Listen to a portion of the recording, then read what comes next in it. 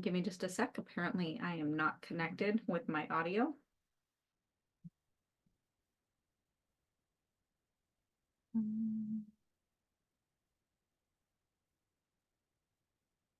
All right. Don't know what you guys heard before.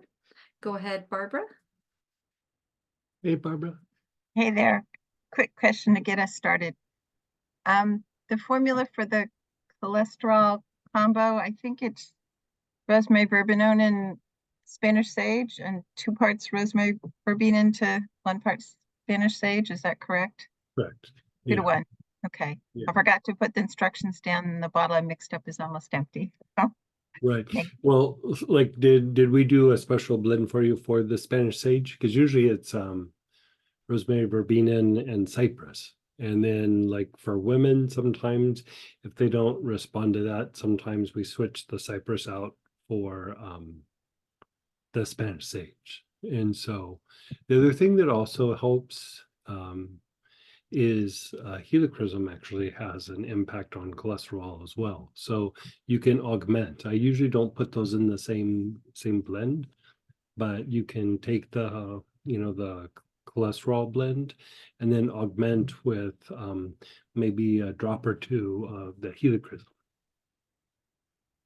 Thanks. I did the cypress version for about 9 months, and there was no change. Yeah. Yeah, so try the 2 parts rosemary, verbena, 1 part Spanish sage. And about how many drops of the mix? If you're not having like a response, I mean, maybe do 3 or 4. Okay. Yeah. Sometimes more comes out. Is that a problem? No, not at all. Okay. Yeah. Just a little strong, but Yeah. How's your brother doing? he's stable and finally eating, and they have to get a whole bunch of fluid off him, but he's in a much better place than he was a couple of days ago. Thank you so much. Good. Good. Sure. Yeah, appreciate everything. Yeah, well, glad to hear that. And everybody else in the family's okay? His wife's still in a tough spot. She had her own 5-day stay in ICU and 2 weeks in the hospital, and she's down to 77 pounds, which really Ugh. freaked me out yesterday. So yeah. I'll do something tonight. Oh, I thank you for that. Yeah. Should I add helichrysum to this, or wait, run this out and then? Don't put it in the blend, but I mean, I'd maybe start. I would like maybe do 1 in the morning and then a little helichrysum at night, or flip flop it. It doesn't really matter. Just give yourself a bit of a break in between. Sometimes even just like 5-10 minutes, but you're already doing a decent dosage. You could give yourself a little bit of time in between. Okay, and 3 months, 6 months? It usually takes like a good 2 to 4 weeks for it to start having impact. And then it doesn't like just, flip, it starts going down little by little. But if it's not responsive to that, I mean, you did the other blend for a while and it sounds like it didn't have a big impact. Then we can start to do some other things, be a little bit more aggressive about it. Like, do we know what the cholesterol is at? It's 235, but the LDL is, I don't remember what it was. It's not good. The HDL is fine, but the LDL is pretty high. Okay. So I'm just wondering how many months out to get it tested again. I give yourself 3 months and Okay. then go back and get it checked. And then if not, we have to look at some other things. Like, sometimes, we're trying to target the liver, but sometimes I start looking at, we continue with what you're doing, but we'd start targeting like nerves and nerve function. And, there's other things that we start looking at. And so, is there a lot of genetics for high cholesterol in the family? There is. Yeah. Both sides. I mean, yeah, sometimes that's the issue, is there's a little bit of a genetic issue. I had this one guy, he was doing everything right. His cholesterol was like over 600.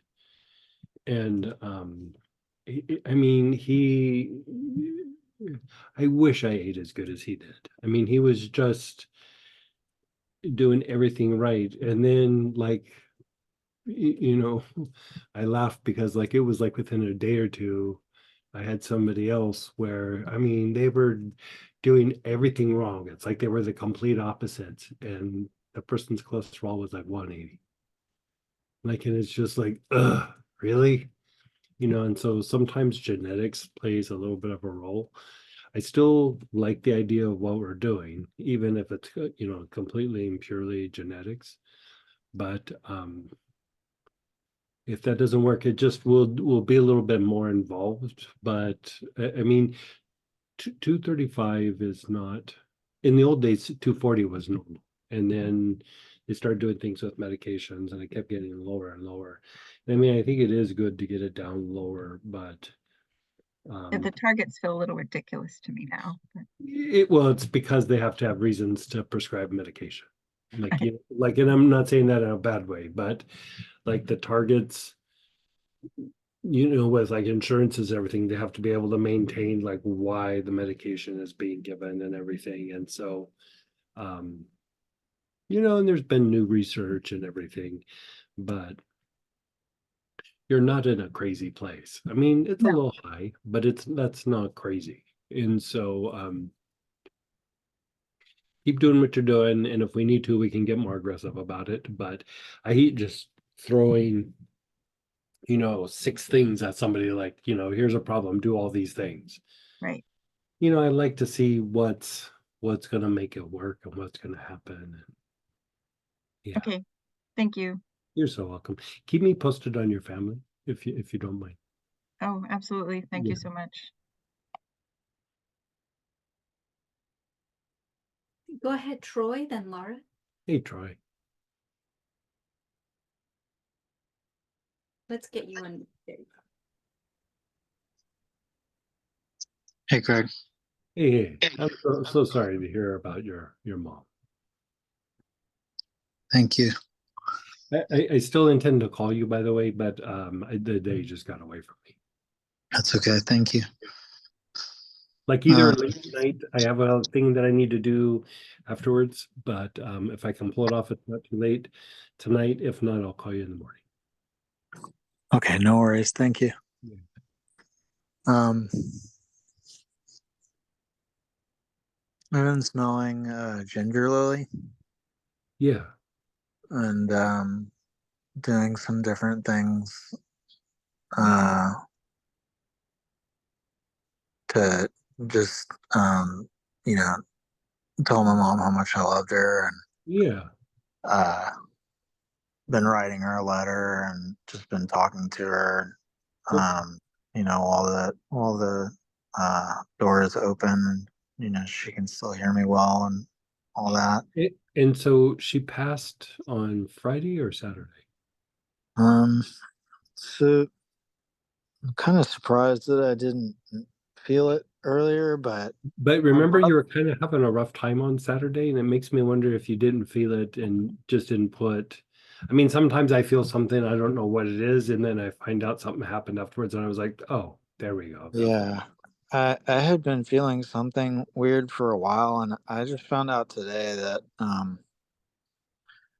that she had actually passed. I think on like the 5th, and I had talked to her on the 4th. I was the last person to talk to her. And then my brother called me on Saturday and said, "Hey, when did you talk to mom last?" And I said, "Oh, it's been over a week, you know." And he said, "Well, you know, my wife and I were talking, and we just realized we hadn't heard from her in like over a week, which is unusual."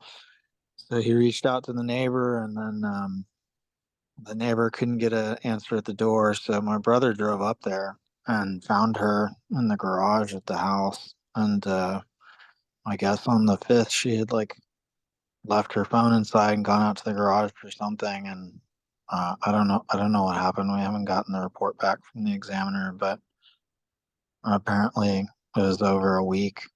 And but we didn't know for certain until Sunday morning. Wow. Yeah, my condolences. Work the ginger lily, and keep in mind too that a lot of times when a parent passes, it kind of can stir things up for a person, not just the grief itself, but especially with parents, or for parents, a sibling, or not a sibling, a child. Um, I mean, those are some of the roughest things to deal with. And so, if something gets weird, or it feels like other things are starting to come up, right, please reach out and let us know. Okay, thank you. Yeah. Yeah, I'm not sure when the service is gonna be, like this weekend or next, but I'll just be like working the rest of the time during the week, and I was driving today uh, from work and just suddenly realized I didn't remember like any of the turns or anything I was making, and Yeah. so Yeah. do you have any recommendations on, like, aside from like cinnamon or something? Vetiver or spikenard or valerian, like on the arms and legs. Anytime that something like this has happened, there's a little bit of you can be a little overwhelmed and like kind of check out a little bit. I think that's really super normal, like really super normal. And so the ginger lily will help the grieving process, but also it had to be a little bit of a shock. And so something like benzoin or tarragon, even rose, can help you with the shock portion. I mean, like you said, you didn't know, and all of a sudden you got that news. It's jarring, even when we know that somebody's been ill and we know that it's coming, the day that it happens, it's jarring. But this sounded like it took you guys by surprise, and makes it even more so. And so um it's there's different kinds of shock, because shock is just kind of a response to being really pushed out of like your place of balance or something. And I mean, this kind of is one that rocks your world a little bit.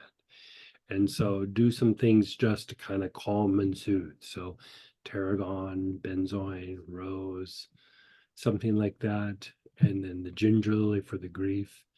And then if it still feels like you're checking out, and like you said, like you're not knowing where turns are, or you lose a little time, or you're spacing out and staring off into space, like vetiver or spikenard valerian, like on the arms and legs. You can dab it on the joints, or you can put it on with like alcohol base or some oil base or lotion, and calming and soothing the arms will diminish the tendency to check out. Okay. Thank you. Yeah. And Troy, please keep me posted if you're getting overwhelmed or something. We don't even have to chat. Just text and let me know. We can chat or we don't. Like, it doesn't matter, but just want to be there for you. Thank you. Yeah. And then go ahead, Laura, then Linda. Hey, Laura. Hey, Greg. Hey. Troy, I just want to say I'm very sorry, and I will put you in my prayers. Yeah. Greg, this actually kind of goes with what's going on with Troy. At the end of Sunday night, and it was like 30 or 40 minutes after when this question came up, somebody was talking about a bardo, and which I've since looked up and listened to a little bit of, was looking at it. But you were also talking about, you mentioned to her, because it had happened way before, it wasn't a recent passing. Right. And Okay. I had a friend that passed December 29th, and I guess I want to know for more information about prayers that could assist our loved ones. Well, And especially, I mean, the 29th is still pretty recent, and so, we have like on Astara, we have a recording of the Bardo. And then we have also like the written out version, like if you want to read it. But you could also do prayers of like if you want to do a mantra, you could do OmManiPadmeHum. And just kind of do a little prayer saying, that this is to like assist the person their in their transition. That can be good. what if it's a loved one that's been passed a while, years ago? I would do OmManiPadmeHum. Like that is super solid for And that. you would Just just say who you're doing this for, or could you do it for, a group of family members, or do Yeah. it one at a time? you could do both ways. And would you light a candle? How would You would you? could that's very like kind of Catholic, and that's in some other traditions.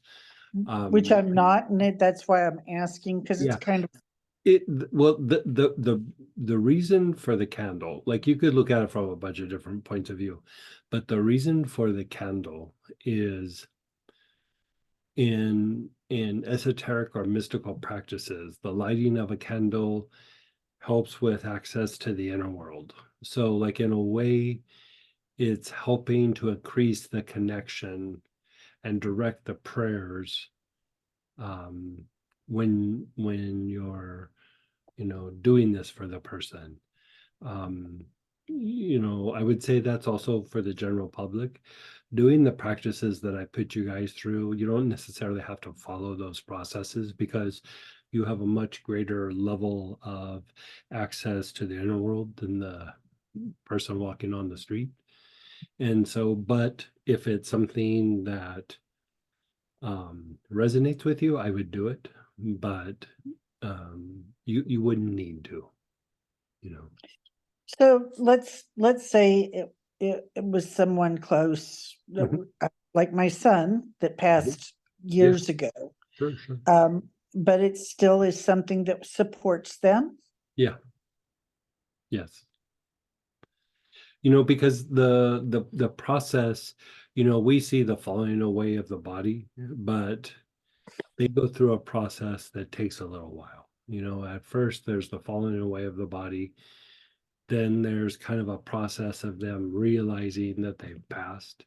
And then eventually they kind of process things that are in their emotional body. And then there is a falling away of the emotional body that it's not like, oh, it happens in 2 weeks. It depends on kind of the state, their emotional state when they passed. So sometimes it might only take a few weeks. Sometimes it might take years. And so most times I would say weeks to maybe a few months, but it can take a while. And then and it's just like when we have difficulty or struggles that we're going through in our life, we also have things that distract us from that, right? And so when somebody passes and the body falls away, it's like all those things kind of hit somebody at once, and they don't have the distraction. And so it takes them a little while to work through it. And if it's been a lot of difficulty, it takes them a little while to kind of process it and work through it. And the prayers and the mantras diminish the thing that they're struggling with and help them to let go of it at a much faster rate. Then the emotional body falls away, and then there's the process of the mental body needing to be processed. This one isn't as painful as the emotional body, but it still has to be done, and again, it can take a while. It could be very short, or it could take a while. And so Even if it's somebody that, I think the person on the Zoom call on Sunday, like it was back in the 90s or something, I would still do it. Like I would still, I would still do that for a while. I mean, this sounds very silly, but I even do it for the little dog that I grew up with, when I was young, and I was just like, I love that little dog. Like I want that. It's a little bit different with animals, but I want them to be in a good place wherever they're at. And so, um, that was a very, very long time ago. It passed when I was like a teenager. And so, you can do it just to send like good energy, good vibes, and even if they're in a body again, it still can help them uh, in the new place that they're at. That's very interesting. Okay, so one more question. I have an aunt at 97 who doesn't recognize anyone anymore. And her physiology, she's just holding on. You know, she quality of life is very low. Is what can I do to support her? Just say a prayer? So like you can say prayers. So there's a couple of things. So again, going back to OmManiPadmeHum, because OmManiPadmeHum means jewel in a blossoming lotus. And the blossoming lotus is the crown, and the jewel is the mental permanent seed in the pineal gland. And when people say they've had a near-death experience and they see the tunnel of light, or a tunnel with light at the end, what's starting to happen is they're moving out of the crown and they're starting to see up the spiritual cord, and they're seeing that tunnel is actually the spiritual cord. And so sometimes the physiology is having a hard time shutting down. But when you do the OmManiPadmeHum, it's very soothing. It can calm them to help them in their transition. And Even if you're not with them? yeah, you don't have to be with them at all. Yeah. Okay. And you could say that sometimes the soul needs like a kind of energy to be able to disengage the physical form. And you're not being forceful for it, but it's almost like you're creating like a little energetic buffet for the soul to come in and say, I need this kind of energy to, disentangle from the form. It usually makes the passing much more peaceful. And if the soul is ready, sometimes it will accelerate the process, but you're not having to choose whether or not it's going to accelerate the process. It still leaves it in a way that's very passive for the soul to kind of choose the time rather than just trying to shove the soul out of the body. And so a more potent form of it is the holy name for the crown, which is EH, or excuse me, is it EIH? Is it EIH? Let me look it up. I always forget, because I tone it. I never really look at the. And that's something I could tone? Yeah. Just kind of connect like we're talking about. What's the name of the crown class? You look there, I'll look at another spot. I think it's EIH.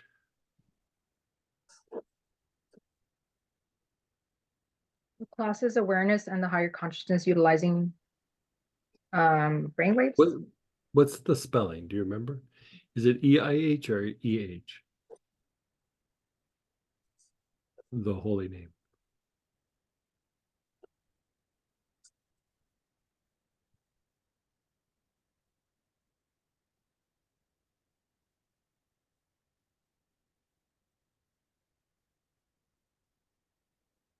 It's EHIEH. Yeah. So you would say the EH, then the I, and then EH again. Like, how about this? I'll tone it. Right? So a lot of times they write it as one word, but you break it up. So you would go A, I, A.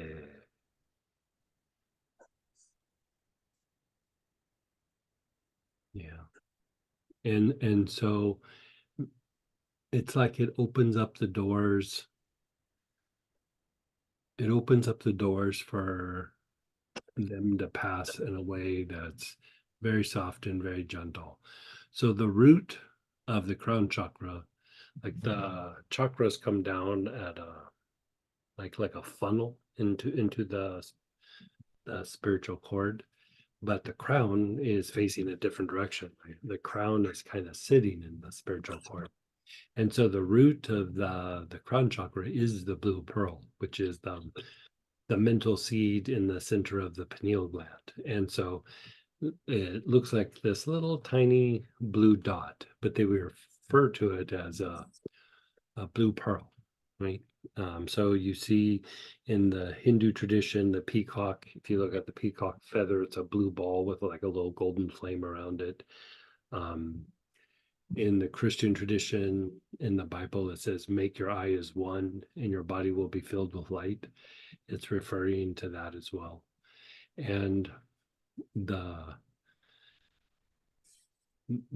thing with the blue pearl, like if you think about when you hear in the Christian tradition, like Saint Peter at the pearly gate is the blue pearl. Like that's the pearl. Like that's why they call it a pearly gate. And in different traditions, like I think in the I don't know if it's Buddhist, it might be Buddhist, but like not Tibetan Buddhism or like the Buddhism in Nepal or Bhutan, but when somebody passes, they'll take a little pearl and they'll put it in their mouth and they'll say that pearl is how they get into heaven, right? And it's not how they get into heaven, but it's just symbolizing like the activation and the movement through the blue pearl.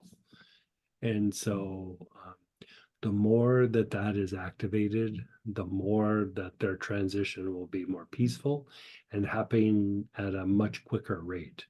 So the idea of chanting OmManiPadmeHum, OmManiPadmeHum does something very similar. Like it's just a mantra version of the same thing, where you're activating the blue pearl, you're bringing light in, but it allows consciousness to leave through the pearl and then go up the cord and the whole bit.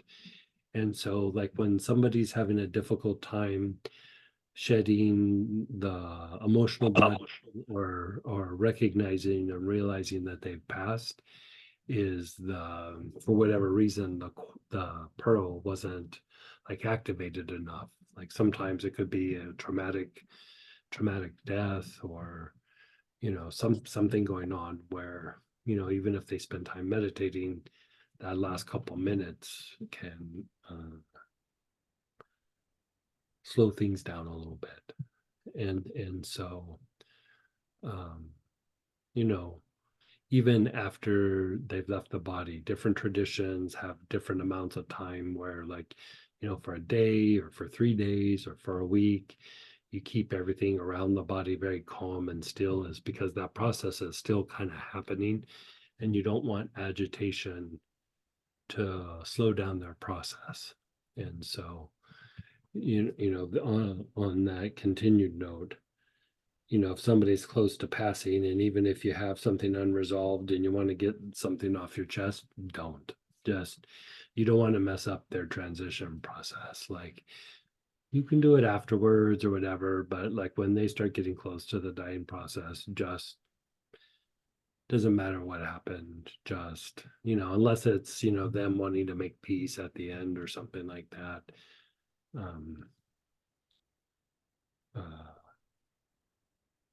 Having like something agitating right before their passing will affect their passing pretty substantially. And so, yeah. Okay, so this is great information. Mhm. How often would you do it? And how long? It would be up to you. Like a lot of times when I do the bardos, like I do the bardo and I do like a kind of like a special little like ritual, using holy names and stuff. I'll do it anywhere from maybe 20 to 30 minutes to an hour, but I'll do it daily for a while. I'll do it for maybe a couple of weeks.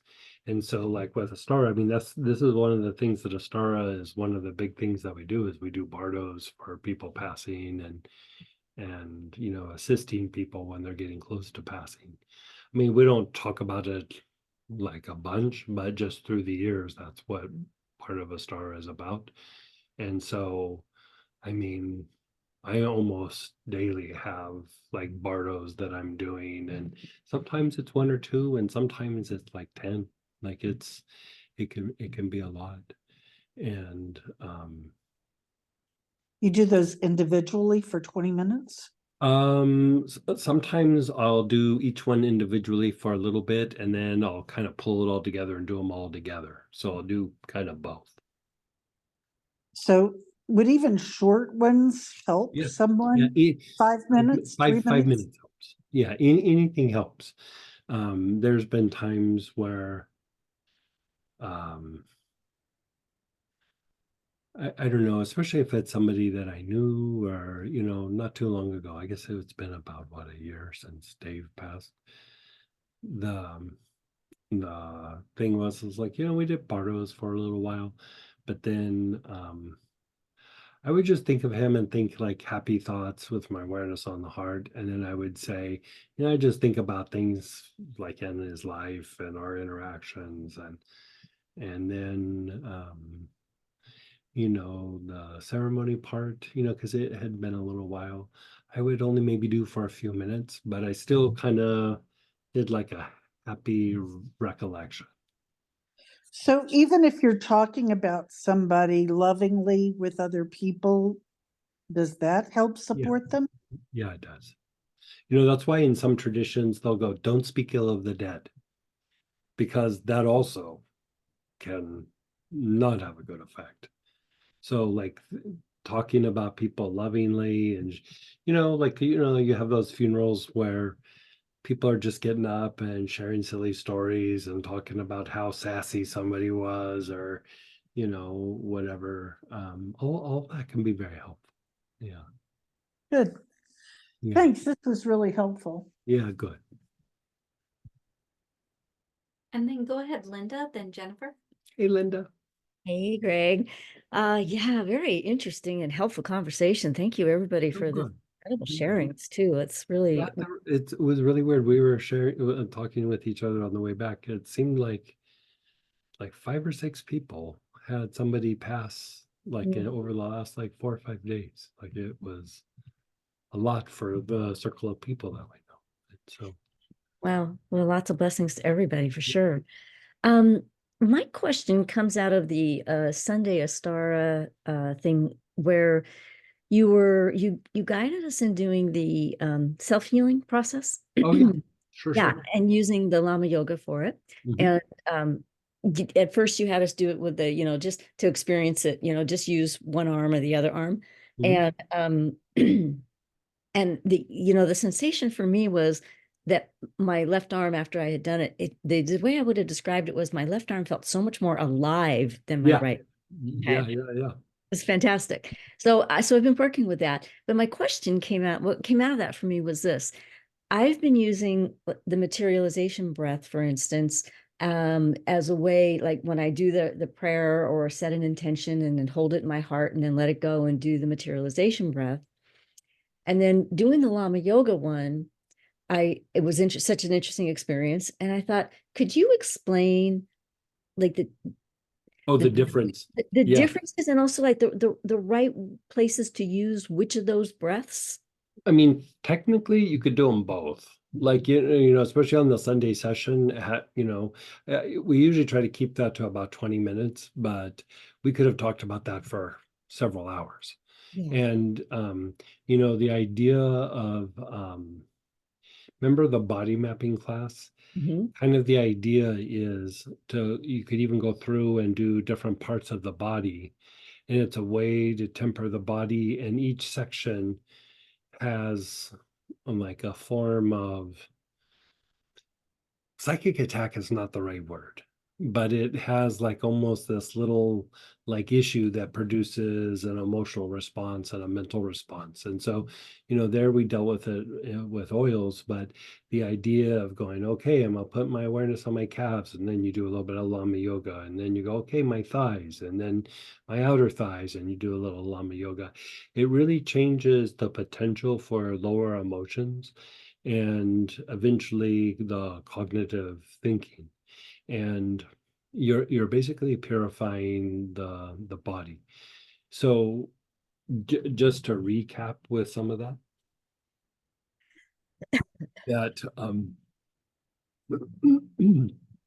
when you do Lama yoga, so for one, the up and down is moving energy from the lower part of the body and lower centers to the upper centers.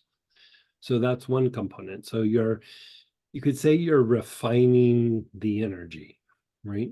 And then when you're going up and down, when you go down, the awareness is on the right side of the brain, and then when you're up, the awareness is on the left side of the brain. So on one level, you're harmonizing the two sides of the brain, but especially with the Lama Yoga or Dion, or you know, however you want to call it, turtle breath, the thing that you're doing is you're breaking down thought forms.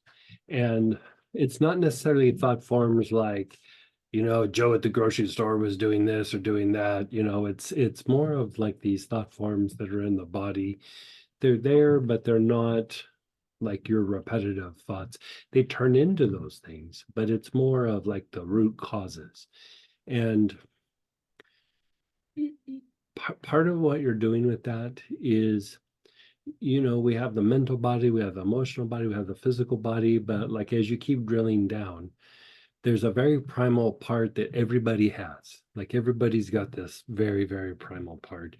And you could say that it's super, super, super chaotic.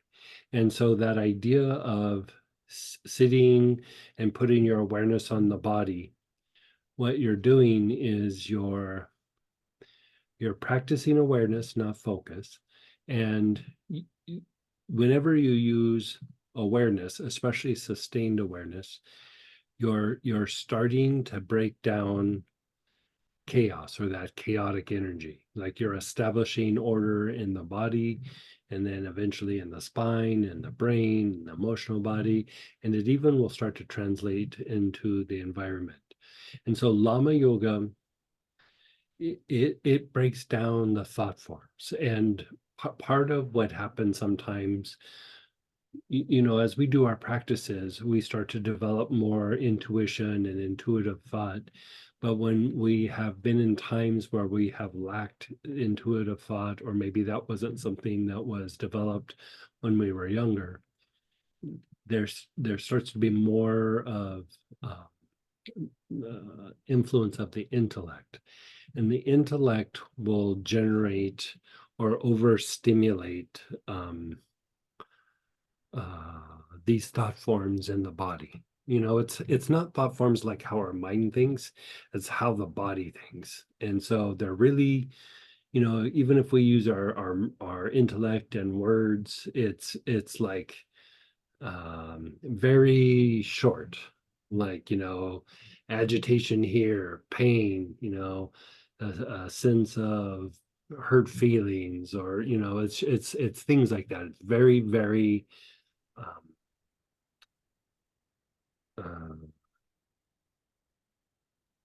well, if you were to describe it, it's usually like one or two words. Like it's not like a big long explanation. And so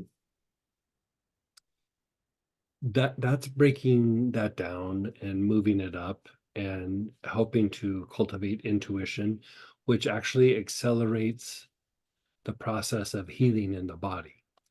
The more intuition that we have, the more the body is able to heal at a quicker rate.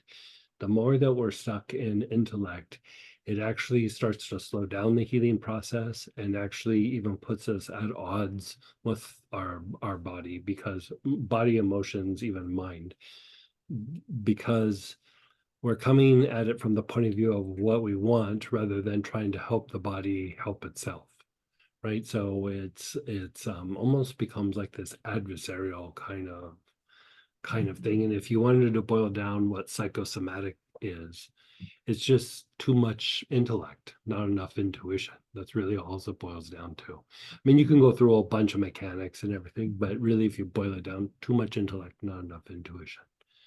And even with the movement like this, you're stimulating cerebral spinal fluid circulation. You're helping to regulate that and deepen that, which is helping the nervous system to refine itself.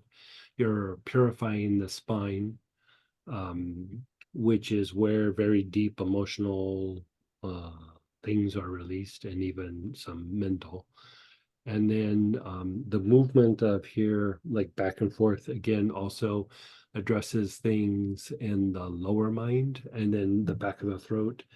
When you're opening up, your head is down and you're like this, the back throat is opening up and you're releasing things out of the unconscious.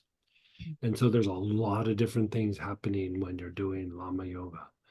And then the materialization breath is really identical, except you're doing a throat lock, right? And the throat lock actually changes the dynamic. Some of those things stay the same, but instead of addressing thought forms, you're actually addressing elementals. You're addressing things that you've attracted over a period of time, things that have been attracted to you because of intense emotion or intense thought.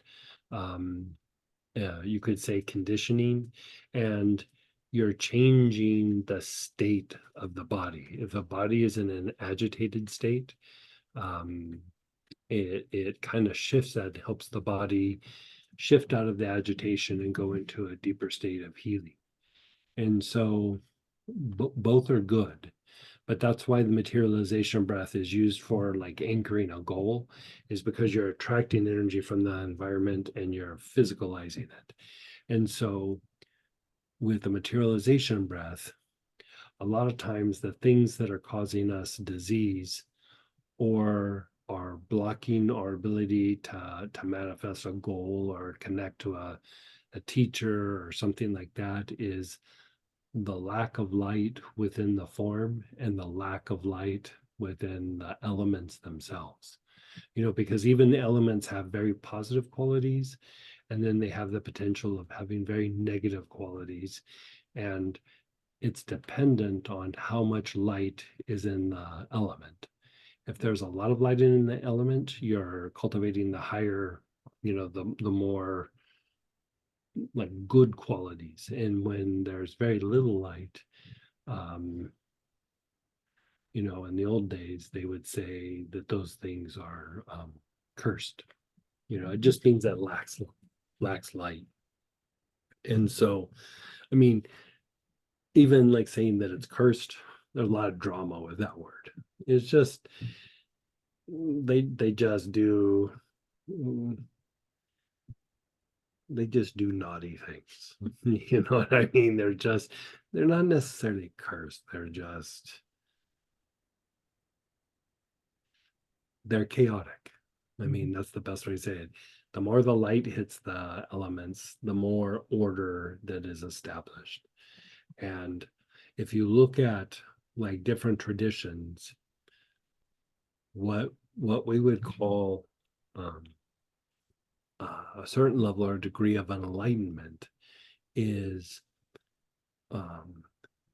generating enough light into the elements so that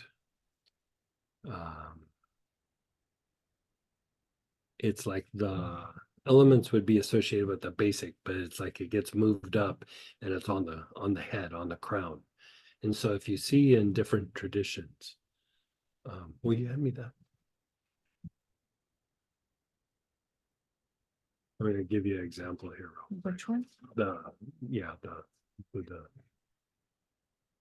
so this is a very, very old Buddhist crown. Mm. And you can see like there's this, and this, right? So that symbolizes the transmutation of the 5 elements, right? And so when the 5 elements are transmuted, the crown becomes highly, highly activated. And so a lot of spiritual practices, even though they might not say it in a particular way, is a practice of transmuting the elements over a period of time. And so this is referred to as the five Buddha crown. Like that's just a loose translation kind of it. And so if you notice, like in the Native American tradition, they wear, like the chief would wear the crown of feathers. It looks very similar to that hat. And you know, you look at like a king with a crown on, or like the Pope wearing the big hat, or a cardinal, or you know, the different traditions where they have the hats on. They don't always have the symbol of the 5, but they're all trying to do the same thing, and it's to transmute the elements. And so even that idea of like the wizard's cap that comes to a point, or you know, back in the old days, like when you weren't being good, they put the dunce cap on you and have you go sit in the corner. And you know, it's just a pointed hat that they would put on a person. And you know, I'm sure it was probably thought to embarrass the person, but it's moving the energy from the lower centers to the upper centers. That's why, like somebody who's like a wizard or whatever, like in the stories, you know, the fiction stories, it's to move the energy up so that they're utilizing the elements in the right way. They're using the elements associated with light rather than doing dark magic, which would be elements that lack light. And so you're bringing something into form. You know, even when we do our things every day, we're bringing something into form, but they're doing it much more intentionally. And the materialization breath is one of the ways to help move elements from less light to more light. You know, you're basically anchoring light into the situation wherever it is, but it's really the elements. And so, you know, several months ago, we were in a class, and I think it was just a study group thing, like on a weekend or something. Remember, and that person said, I don't really feel very good about myself. I don't want to materialize my negative thoughts. And, you know, like I get that, like, I understand, but it's not the kind of materialization where you're saying like a thing over and over again, or feeling something intensely. When you're doing the materialization breath, it's like, even if you had like these horrible thoughts about yourself and you start doing the materialization breath, you're bringing light to those elements, and you're breaking down the conditioning or the lack of light in those elements that makes you feel that particular way. And so you're actually kind of lighting your way up and out of that kind of situation. And so, be it that you're trying to heal something, or it's a goal, or you're doing it as a practice to connect to somebody or something or a deity, you know, the materialization breath is doing the elemental component of it.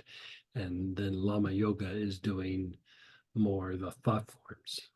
And anytime that you talk about the state of the body, it's really how much light or how little light are in the elements. And in that dictates the state of the body, that it's agitated, that it's resistant, that it's that it's conductive, that light goes in very easily, whatever it is, it's really what you're looking at is the elements. And so it's good to work both. Like, they both kind of play off each other, they both augment each other, but they both do something somewhat the same, but slightly different. Yeah, what I'm getting as you're talking, and this is totally oversimplification because you gave us so much information just now, but the oversimplification that I'm getting is if I'm working something in my body, to do the Lama Yoga piece first and then do the materialization breath. So Yeah, that Lama Yoga thing is you could actually do it either way, but because they do kind of play off each other, but that's exactly what you said is usually what I do. I'll sit and I'll do the Lama Yoga for a little bit, and then I'll jump into the materialization. But a lot of times I might only do one of them. Like I might not even do both of them. Yeah. Whenever I do like distant healings, especially in the old days when the person wasn't there in front of me, in person, and I would do distance, I would spend the first 5 minutes like thinking of them and then doing the materialization breath and then do the healing. I don't do it when it's in person, not because it's weird or you shouldn't have to, but usually I'm interacting with them and talking with them, and then we're evaluating, and I don't know, like I don't want to say it gets in the way, but it kind of does. It kind of gets in the way a little bit. And so you could do it as a form of healing. You could integrate it into your healing. what I've been doing with the materialization breath is after I've done a healing on somebody. Sure. Yeah, you could do that too. Close with that, as with the intention that the healing be, great benefit to them and all of that. So, but for myself, I felt like the Lama Yoga, like when I'm doing self-healing, the Lama Yoga piece makes sense to me, and the materialization breath makes sense to me when I'm working with somebody else. I would say Lama Yoga with putting your awareness on the different spots that are compromised accelerates healing substantially. Mhm. That's always been my experience. And can you do that for somebody else? Probably for somebody else, you might want to do the materialization breath. I mean, you probably could, but I think the materialization breath, because it's the elements, is much more substantial for the other person. But I have done Lama Yoga, like focusing on other people, but a lot of it is you're working the energy of yourself. And Right. so I don't know that it always transfers, but the elements, it's easier. My experience is that it's easier to work the elements in somebody else than it is like the thought forms, especially with a meditation thing. Unless you start integrating like mantras and things like that, which is very doable. But the Lama Yoga without a mantra it's okay. Materialization breath, I think, is a bit stronger, but for self-healing you could do both and work the both angles. Perfect. Thank you so very much. So welcome, and we're looking forward to seeing you here pretty quick. Oh yeah, we're having freezing rain right now. It's crazy weather here, but it's perfect timing because it's going to clear up and be beautiful when you're here. Yeah, even the crazy rain and weather is much better weather than what we're having right now. Oh well, this is freezing rain and ice. This is not fun right now. All right, thank you so much. I think we came home to like -5 with several feet of snow. So Oy, okay. while we were traveling, I think it got down to -17 or something. Oh, wow. Yeah, crazy. Luckily, we were in Florida when it was 65. So divine timing. And go ahead, Jennifer, then Chris. Hey, Mr. Let's get you unmuted. I got it. I think I got it. Yep. Okay. Hi, how are you? Hey, how are you? Good. Are you taking like the oil questions too tonight, or is this just? Yeah, no, we just got Oh. on a tangent, like tonight, anything goes. And Okay, great. so even though we've been talking about all those things, if you want to talk about a mosquito bite, I'm in. Okay, cool. Anything goes. Yeah. So and with that, anything goes too, like with any kind of answer, because Mhm. I'm referring to Aiden. Okay. I sent an email about it, so maybe when you guys have a chance to look at it as well. But we sent him through like another um uh data analysis for Mhm. like um his uh nutrition, and then how he's doing with his growth hormone and Okay. his TSH and like his T4, and his testosterone, like all of his testosterone was good. Okay. The testosterone total serum was optimal. And it actually went up even a little bit more. He's on the deer antler, as you Right. um his growth hormone is low. And Hmm. you know, he also came back as like having several like nutritional deficiencies. And it almost seems, you were talking about like the intuitive and the mental, and how sometimes I just feel completely blocked on this. Like, Okay. um, I feel like the information is almost making it um, more anxiety producing. Sure. Yeah. Like, um, we felt like you look at him, and he looks like he's growing, and he's getting better, and um his spine keeps getting better, and he's looking healthier and happier, and just um more like just a typical guy, typical 20-year-old, knowing that, you know, he's always been about 3 or 4 years uh in growth, not as far as long as his typical Right. group, but Right. that's always been Aiden. And but everybody, so if you look at him as more of a, if he's like more of like a 17, 16-year-old, he's like almost in the norm. And I Mhm. get it that he's 20, but he's he's getting there. Like, he's everything else Mhm. is moving in the right direction. Now this is just like throwing us for a loop. So we're trying to figure it out, trying to see if we should be doing anything else.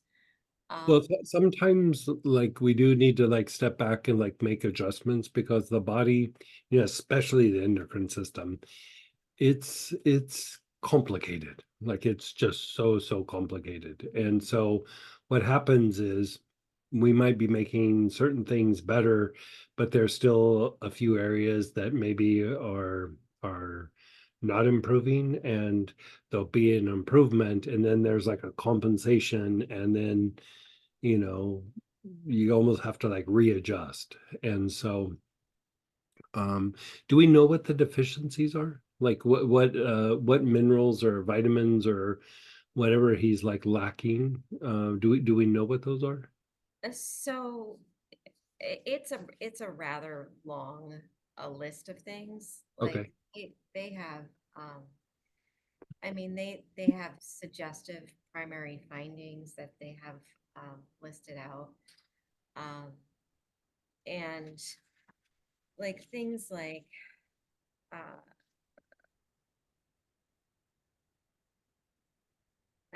a lot of it, they're looking at like basically the food needing to be readjusted, but he eats rather well. And Mhm. there's some readjustment that needed to happen at school because of So, where, but it could be that the gut isn't yeah, processing. It's not that he's not eating the good foods and everything, but his body's just not processing or right.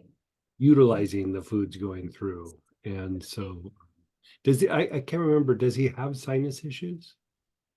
So, he doesn't have sinus issues, but the congestion like came up on one of his things. Like, um, so basically they list out like mutagenic considerations. They list out allergy, reactivity, or toxicity. Um, they list out some thyroid considerations, um, hypercholest Right, right. hypercholesterolemia. I mean, there's just they do possible kidney involvement, and I look at it and I think about this overwhelming picture. It's like he went up and he balanced out in a bunch of areas, and Mhm. then there was a bunch of areas that went down or became low. Okay. And it's almost like it became split, like uh, half the areas he went up in, and then half the areas he shifted in another direction Hmm. in. So, Okay. um, I don't know. I almost think it maybe it's too much to kind of bring up on this call, but we just got these back, so we're just trying to like. Okay. And you sent me an email that has the information and stuff? Yeah, I did. He's got. I mean, I sent it. I sent it actually earlier today Okay. because we just found out, but it really they have things like gastrointestinal dysfunction. They have thyroid areas to look at, possible anemia. What did they say about the gut? Tell me about Um, what they said in the gut. that the uric acid and album are low, and then Okay. they say something about AG ratio is a little high. They look at creatinine, globulin, and total proteins are a little low. They say it's probably poor digestion and digestion problems, and are a low protein, high carbohydrate diet. A tendency for edema and fluid retention is possible. So it's not like, and then they give some other recommendations just associated with that. Okay. But he's on like digestive enzymes. And, Okay. I think, you know, a lot of times in digestive issues is, you know, there could be, sometimes we look at it from the point of view of like, okay, what is going on here and how do we stimulate this function? But then I always like to take a step back and go, what is this a reflection of? Is this poor lymphatic movement in the gut? Is this poor nerve innervation in the gut? Is this too much tension? You know, we had one person where the person had seen an Ayurvedic practitioner, and they told them that their colon was a little too dry, or was it colon or intestine? I think it was intestine. Oh, it was colon. Yeah. So, you know, and those aren't things that are necessarily like a medical condition, but they're a functional condition, and they'll cause these kinds of disturbances, but then eventually will turn into a medical issue, you know, like some sort of symptom or condition. Or and so I'll go through and look at the email and everything, and I know we have him in a session coming up here. I don't know, I think it's still a couple weeks, but mm, uh we'll go through and evaluate, and we'll put him, like, I'll look at the regiment that we have him on, And, this is like something that we were kind of doing one early on. Remember, I'd go, okay, is he doing okay? Like I was wanting to make sure that we didn't have to adjust or assess Mhm. then. But like the thing that I would say is, especially with the kinds of issues that he was dealing with, I knew it would be coming. I just didn't know when. Sometimes it's really quick. Sometimes it takes a while. He actually went a long time before we're having to have this conversation. And Mhm. so, any time that you're dealing with these kinds of issues, that's always a potential. Even something simple like, one time I was working on this lady that, she had basically gotten into a car accident and had a really bad injury to her ankle. And, they just wanted to fuse the ankle, and it was something that we were trying to avoid. And if you look at the x-ray, it was just, her ankle was just full of bone spurs. And, we would put a process in place and it would do really well. And then, a couple of months would go by and then it would stop working. And then you kind of had to reassess, because part of what's happening is you are changing, you're not just treating a symptom, you are trying to change like the physiology and how the physiology is functioning. And, we put it in motion hoping that like, oh, I hope this is it. But more often than not, the physiology, when it's making shifts, it does this little bargaining thing like, okay, I'm going to make this better, but I'm going to take something away from here to like compensate, so there's a lot of like bartering that's happening in the physiology. And so that's why you kind of treat and then you take a step back and you go, okay, but now what's happening? And especially when you're trying to do it through like functional medicine rather than just using a medication to stimulate something or a surgery or something like that, where you're trying to go more after the structure. Here you're going more after how things are working. And you always have to take into account that there's a little bit of bartering, so that's why if you think about like in the past when people would ask me about like blood sugar or like blood pressure, I'd always go, it's complicated. It's because those are two big things on the bartering table. Like it's not always just like you're treating a symptom, you're trying to lower the blood pressure. It's like the blood pressure is off because it got traded and didn't know it. Like, something shifted and it didn't know it.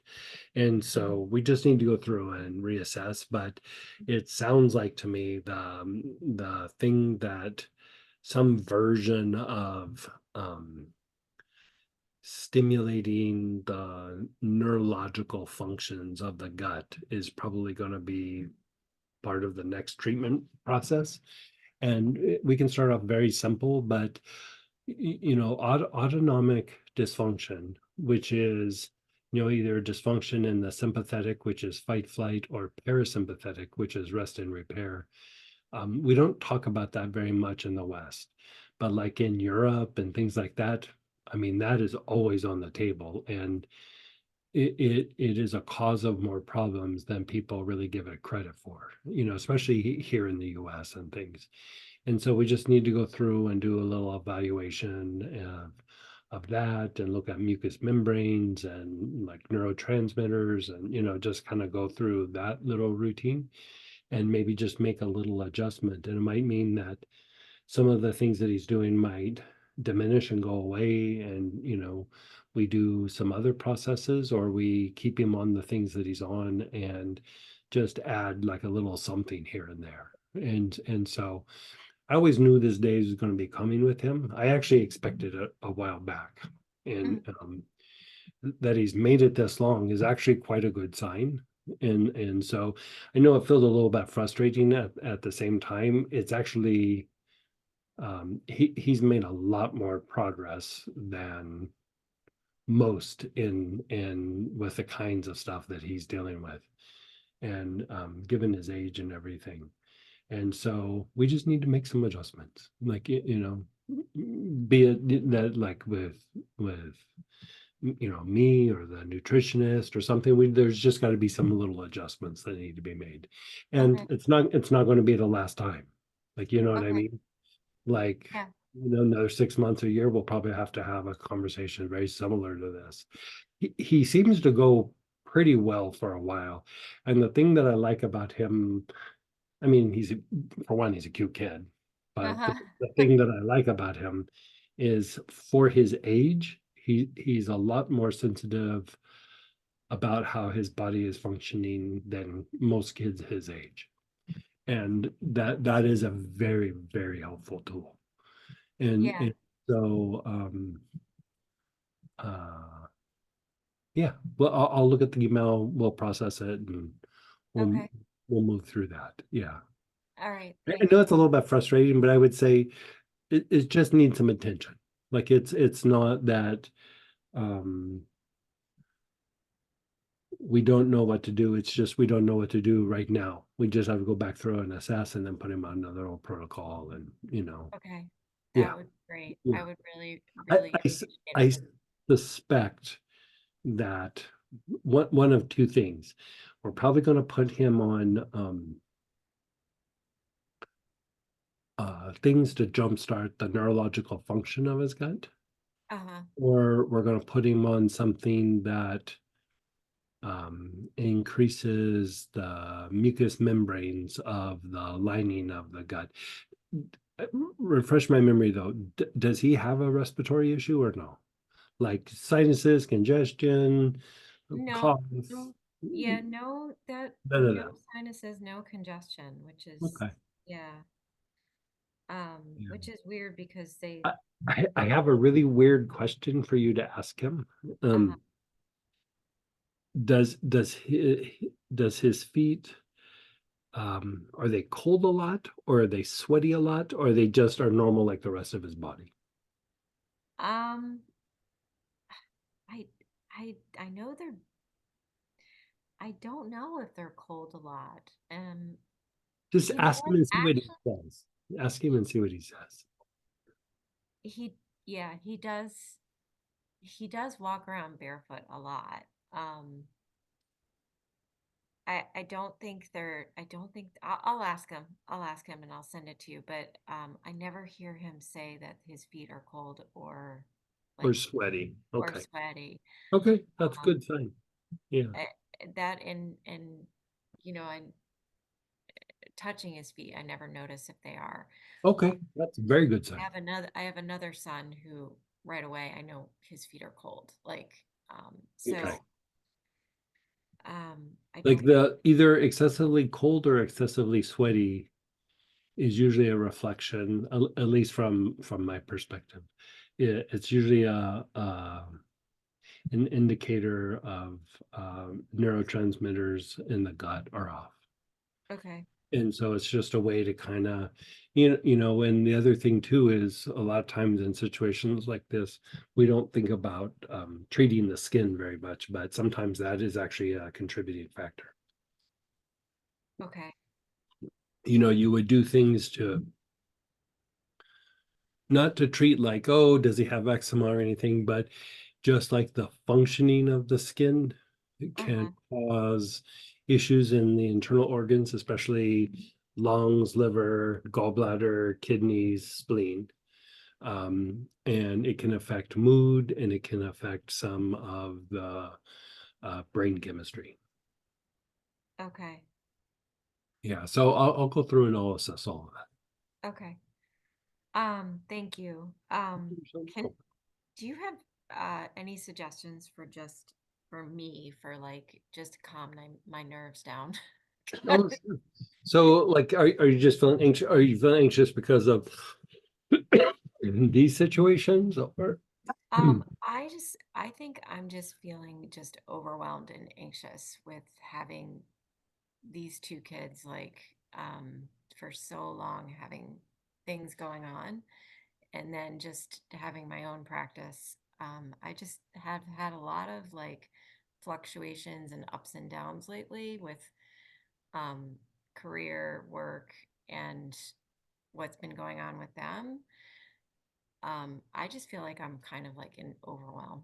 So with all of this, Okay. Are your joints achy? my left hip is just goes a little bit like almost feeling like almost numb feeling, and Okay. my left knee sometimes bothers me. Ironically, I was just in Florida over the weekend, and none of this bothered me. I came back and it was like it just all hit me again. In my left, like What I'm curious, what part of Florida were you in? I was By the water or not by the water? by the water, Pompano Beach area. f- like right, not too far from Fort Lauderdale, but Okay. over by the beach area. Just a very busy area. Um, s- so I was fine down there. I get back and like all the symptoms that I had before I left came rushing back again. And Do you have petitgrain? I think so. Let's have you do like 3 to 4 drops of petitgrain twice a day, and you can put it directly on your tongue and wash it down, or put it in water and drink it down. Let's have you do that just for 2 days, and then tell me how that feels. And If- it's almost like it's a treatment slash a test at the same time. Like I want to see how you react to the petitgrain for 2 days. And yeah, then if I don't have petitgrain, is there something else? Because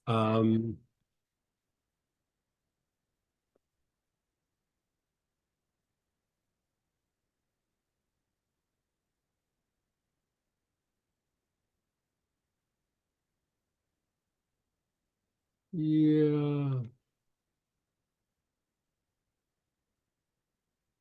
like maybe either orange, some form of orange, or if we don't have that, like maybe basil. But I like petitgrain would be basil. ideal if any form of petitgrain. You know, there's Okay. like 7 or 8 different types of petitgrain we have. Any of them will work. Okay. For what I'm talking about, like they all have their slightly different properties and stuff, but for this, just get some petitgrain in you. You know, because petitgrain is the leaves of just basic petitgrain is the leaves of the orange tree. And then like lemon petitgrain is the lemon tree, and and then it goes down the rabbit hole. And so there's it's antispasmodic, and it's toning to certain parts of the nerves, but and it can be a treatment for anxiety, but there is some like lymphatic and neurological things that I want to see if it treats, or even diminishes it a little bit or doesn't, and that will tell me something and will make it easier for me to help treat whatever else is going on. I mean, you're dealing with it's not like you have anxiety and there's not a reason. Like you said, you have 2 kids that you're helping, and you have all these other things going on. And even from the point of view of being overwhelmed and confusion, um, petitgrain is one of the better treatments for like something like that. But basil could potentially work as well. But let's see what you have. Let's treat it for like 48 hours, see what happens, and then we'll go from there. Okay. I think I might do. I think I saw something like orange healer maybe. Oh no, that's something different. Yeah, No, not do that. Okay. yeah, All right. yeah, I'll see what I have. All yeah. right. Thank If you you. use orange healer like that, it won't tell us anything, and you'll have to pee a lot through the night. Oh, okay. Okay. Yeah. Okay. All right. Thank you. You're so welcome. Okay. And then go ahead, Chris, then Cynthia. Hey, Chris. Thanks, Sam. Hi, Greg. Hey, how are you? I'm good, thank you. Have a question. Chris just had his colonoscopy, Okay. and they found some polyps and maybe a mild colitis. Okay, Any thoughts on that? yarrow, like Yarrow? few drops of yarrow, twice a Did you day. say two? Yeah, like 2, Mm. 3, maybe even 4 drops. 2 to 4. Yeah, 2 to 4 drops twice a day, and that will reduce the colitis, but it will help. They remove the polyps. Yeah. Yes, and they're biopsying it. Okay. So, regardless of what they find, the yarrow is helpful for the polyps and the reduction of potential polyps, and Okay. then also the surgery sites. And then yarrow is one of the best things for colitis. Oh, okay. Yeah. Wonderful. It'll calm it down really quickly. Oh, okay. Yeah. Now, he can use that often, but if he's using it a little bit more long term, after about 3 weeks, take a break, like just for about a week or so, and then he can go on like 3 weeks on, 1 week off, and then 2 or 3 weeks on again, and then a week off. And the issue is he shouldn't need to do it for that long, but if for some reason he does, the issue is that if you use yarrow internally long term, it diminishes the tendency to absorb iron, and like after a couple of months he'll start getting like lower levels of iron, and eventually it could cause him to be anemic. Topically or inhalation, it does not do that. It's only when you're taking decent sized dosages over a long period of time when that happens. So even if he had to go 4 or 5 weeks, it would be fine. But 3 weeks is kind of the nice rule that keeps it really super, like, not complicated, and then a week off, and then you usually don't have that issue. Wonderful. So for augmenting with pH, would that just be like a stomach issue protocol? A what? Stomach issue or Oh, stomach issue. gastro or You would do like a lot of green, blue, violet in the gut. Like, Mhm. I would just cover the whole gut, because it's also disinflaming. Okay. And it's calming and soothing to the nerves. But the other thing that I like to do with this, with energy, is use delicate regeneration on the gut. So you use greenish yellow, then greenish violet. The first you're doing to disinflame, reduce the colitis, the delicate regeneration would help prevent the colitis from ever really kind of coming back. Got it. Thank you so much. Yeah. How's everything Um, going with you guys? Pretty good. Yeah. Yeah. Yeah. Looking forward to some time off in a couple weeks. So Yeah. You gonna do yeah. something fun? Yeah, we're going to Hawaii. Oh, what island? Oahu. Nice. Yeah, it's the time when you're going to be in Portland. So Yeah. bummer. I won't be able Yeah, to it's go okay. I think going to Oahu is pretty good. there. Yes, I agree. Yeah. Another question, Greg, you helped me with this person's Bardo last year. Mhm. He passed away New Year's Eve.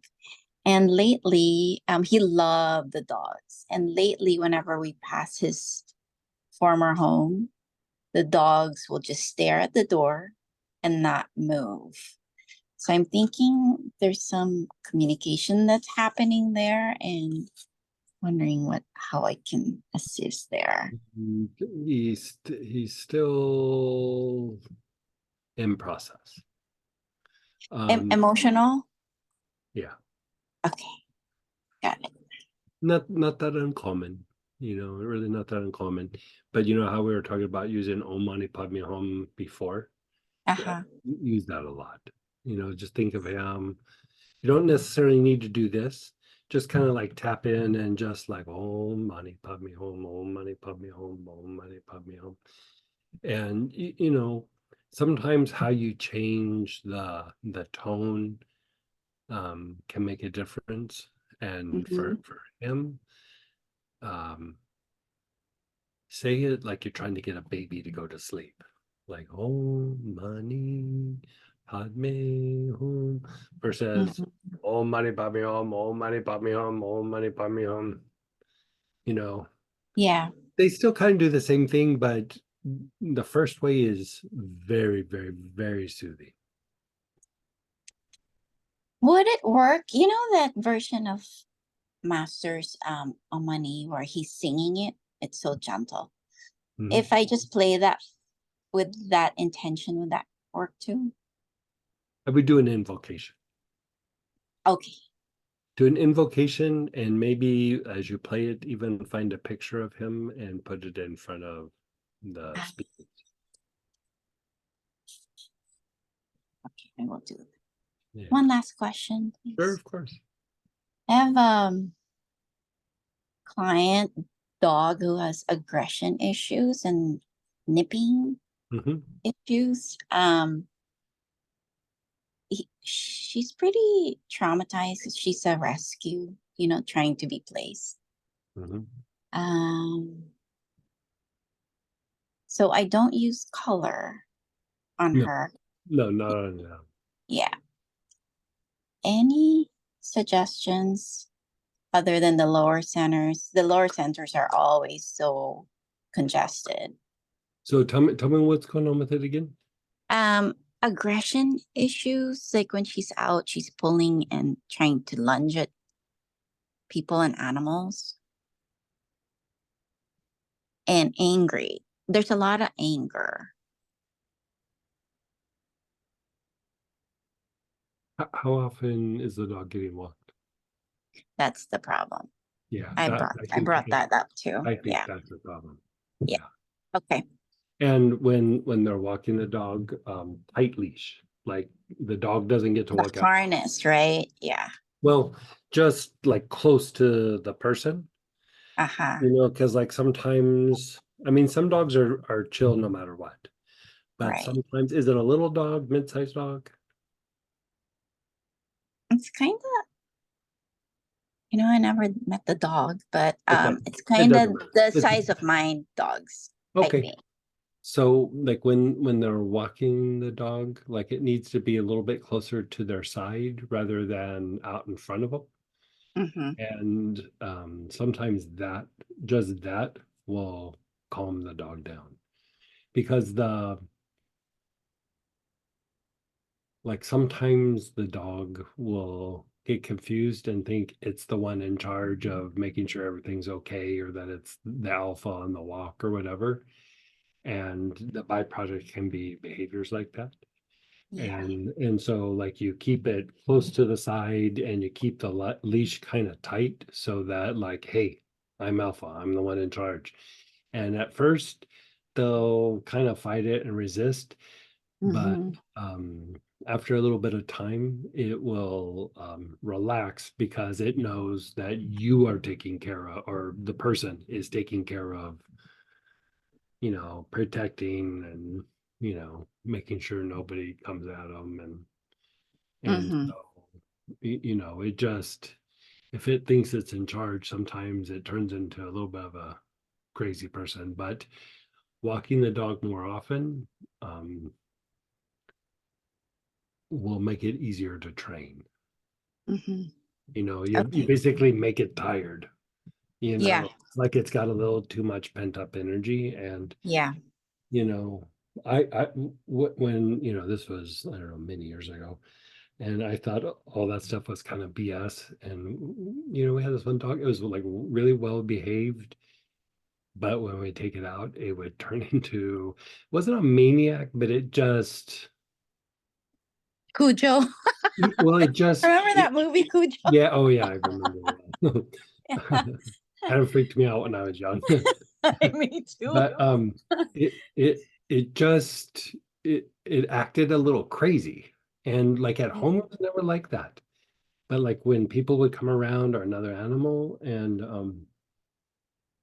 you know, the more that I walked it and had it, you know, kind of like what we're saying, and then walked it often, like I remember like it kind of fought it for a little bit, And then without even really having to do anything, it would just start getting, a little calmer and a little calmer. And it got to the point where for a little while there was this phase where like people would walk up or another dog would walk up and normally would have like flipped out, but it would just look up at me like, you got this, right? And then after a little bit of that, it even stopped doing that. But for that particular one, it was a little dog, and we had taken it to a dog park where it was supposed to be small dogs. And some guy brought in a big dog, and the big dog was running around chasing the little dogs and nipping at them at like the middle of their back. It wasn't biting them, but it was like kind of nipping at them there. And, when I thought about it, like it went all the way back to that time. And I think it just didn't feel safe. And I needed to show it that it's safe. Like I had to go a little bit over and beyond for a little bit. And, might not have had anything like that happen, but if the dog doesn't think that you're in control, then it thinks it's in control and it just will act crazy. And there's people that can probably give you better advice about dogs, but my limited experience is doing stuff like that calms it down, and then the walking just makes it easier to potty train them and have them go to the bathroom in a particular spot, and sitting and not getting crazy when it came time to eat, and Yeah. it's just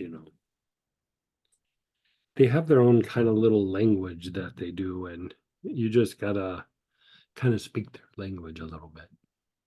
Right. Yeah. Well, thank you so much, Greg. That's what I concluded from my year or two of watching The Dog Whisperer. I love it. I'm joking. I did watch a couple episodes of it, but I always found that kind of entertaining. Like, Right? there's different styles of training dogs, and I'm not saying that his is the way, but it's like it's interesting. The thing that I thought was interesting about him is he would watch their behavior and then treat the behavior. Like it's just like you just gotta establish a different kind of behavior. Right. And we used to like have another dog, like since we're on the subject, where when we would take it outside, it didn't act like a crazy person, but if me and my ex were like out and had the dog with us, she would be fine. But if one of us walked away, especially my ex, she started like howling and screaming, like she sounded like a kid being, abused. Like it was just the craziest thing. And we had to use a different approach there, but soon as again you're showing that you're alpha, she stopped it all. Like completely. Yeah. Yeah, I get it. Because my other dog, every time Chris has to go to work, because he goes to off-site twice a week, I gotta do healing on Riley because if not, he pukes when Chris leaves. Wow. Yeah. So that's probably a lot of anxiety. Yeah, like today when Chris was, had his test going, when we came home, sure enough, first thing he did was Right. with the puking. And have you tried putting basil on the spine? I haven't done that lately, but Try basil works that. on them. Yeah, real try well. that. And then, choices that I've done is put the basil on the spine and then diffuse marjoram or Roman chamomile or lavender or valerian in the house or the vicinity of where they're going to be at. A lot of times that will help as well. I diffused lavender last night. Yeah, try marjoram. See what Marjoram. Okay. yeah, see what marjoram does for 'em. I will do But that. also put put the basil like in a little bit of alcohol or something, and then start at the tail and go up towards the head, but like rub it in like against their fur, you know, the fur goes down. Like so you're rubbing it in on the spine all the way up to their head. Mhm. That will calm the dog down a lot.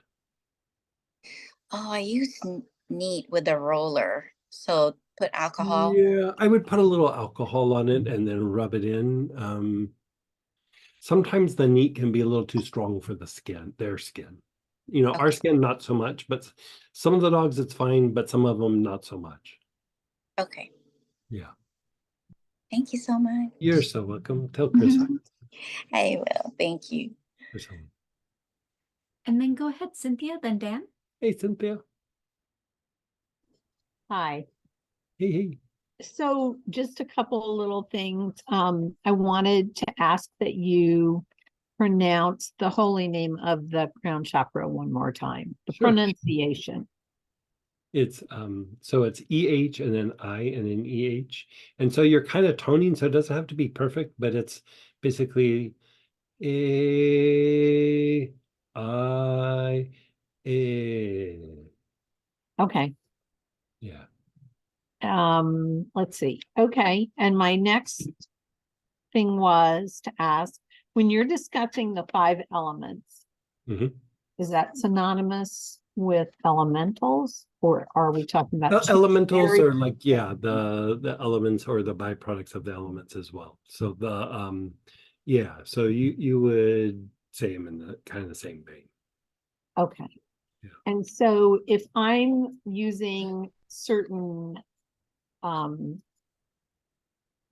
uh incense that you've produced, and I don't really use it inside very much, but I use it outside Oh, around. the the abramelon, Pardon me? the abramelon.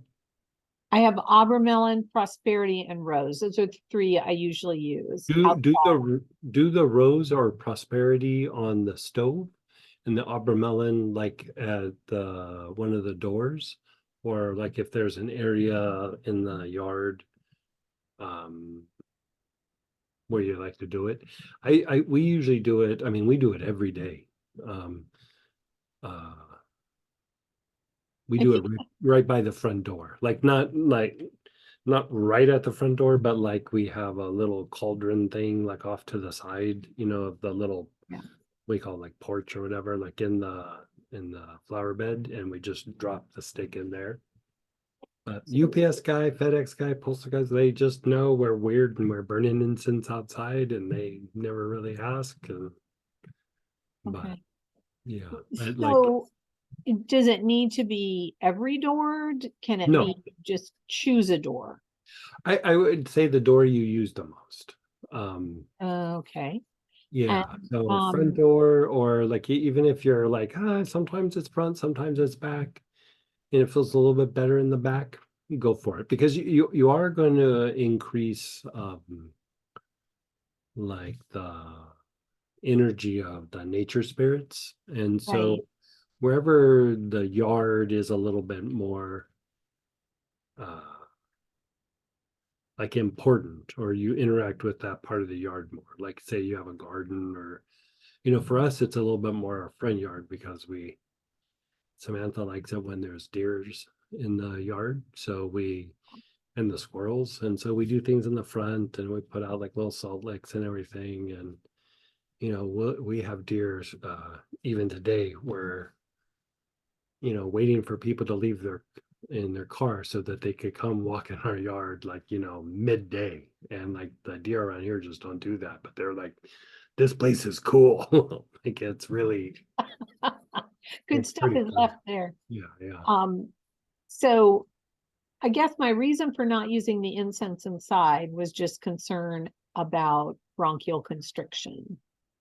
Should I use just the oil instead? Yeah, Like you could use the oil? oil. Yeah, sure. You could use 'Cause I oil have- instead.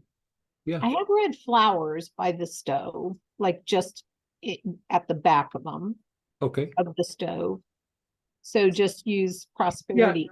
You could Oil? use either phosphoric oil or a little bit of rose oil and just like say have like a little, like you could even just take like a paper towel and like kind of crumble it up and then Okay, put a couple of drops there, or have like a little, you know, like sometimes you go to the dollar store, you can find those little soapstone diffusers where you stick a little tea candle in.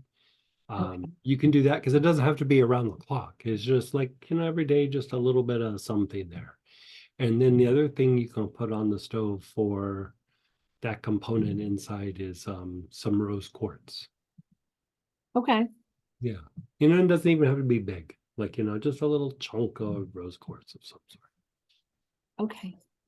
All right, thank you. That's all. The stove is the prosperity center of any house. Yes. Yeah.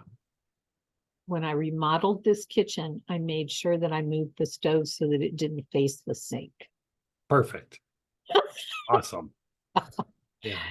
So, Yeah. okay, Good job. thanks. Yeah. And then go ahead, Dan, then Anne.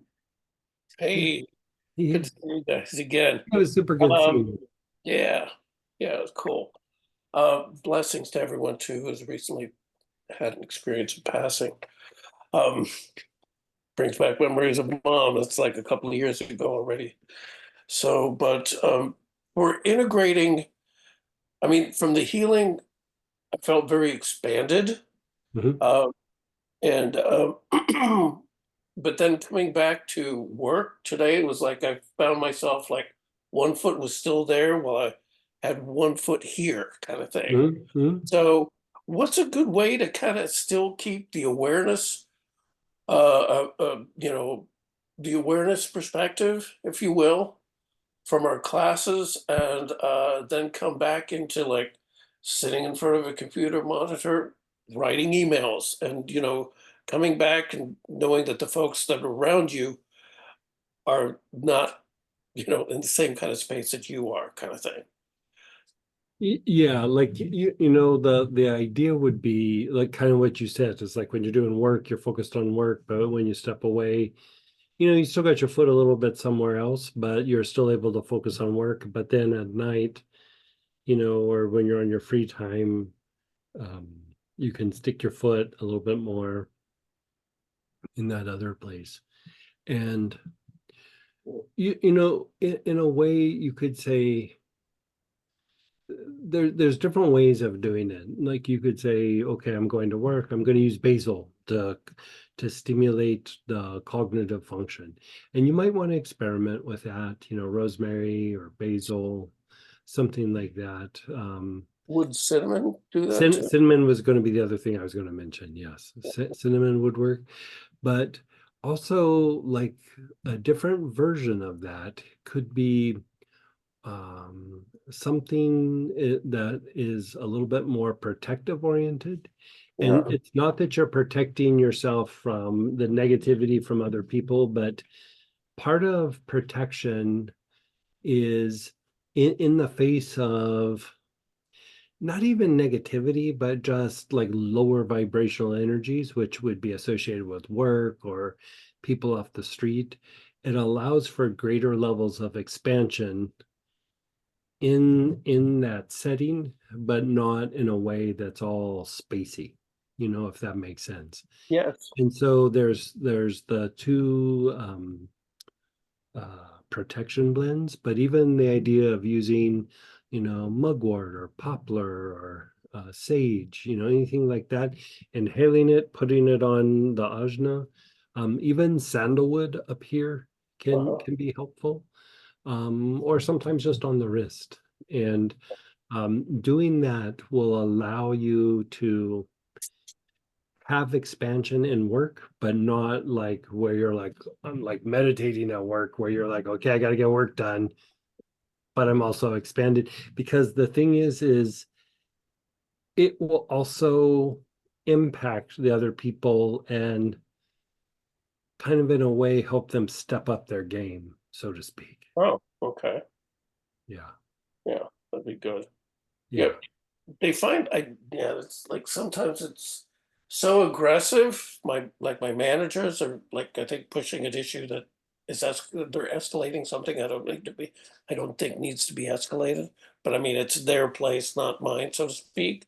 But just kind of go with that. That's kind of like,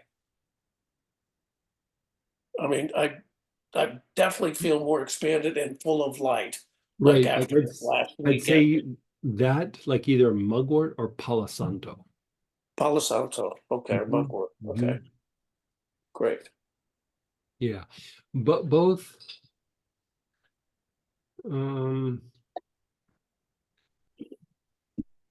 you could say, like what they're doing is not necessarily OCD, but it's OCD-ish. You know what I mean? Like, Yeah. I'm doing this because, they're,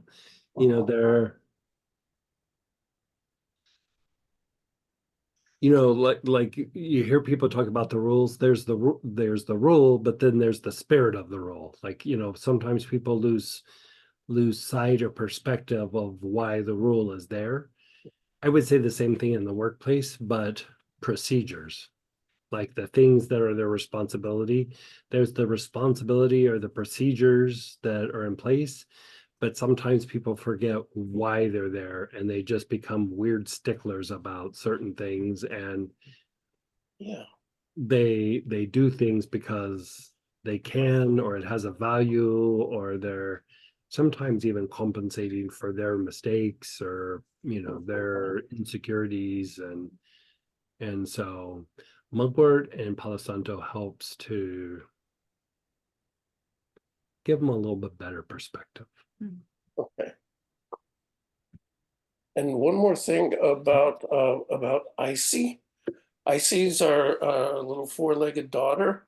And she has her gut kind of gets out of whack sometimes. And she's like having her stomach's really squealing today. She's had a bit of a mucousy poo today. How old is she? How old is she? She's about 8. And what kind of dog is big, middle, little? She's about 50, 60 pounds. She's a part Australian cattle dog and American Staffy. Oh wow. Yeah, she's really cool. You can see.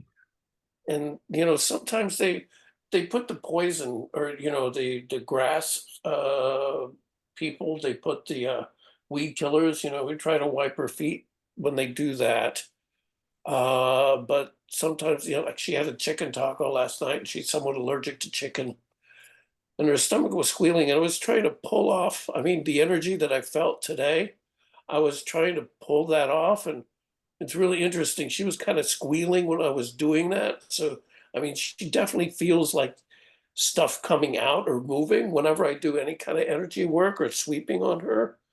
But I'm just wondering, it seems to be a routine thing.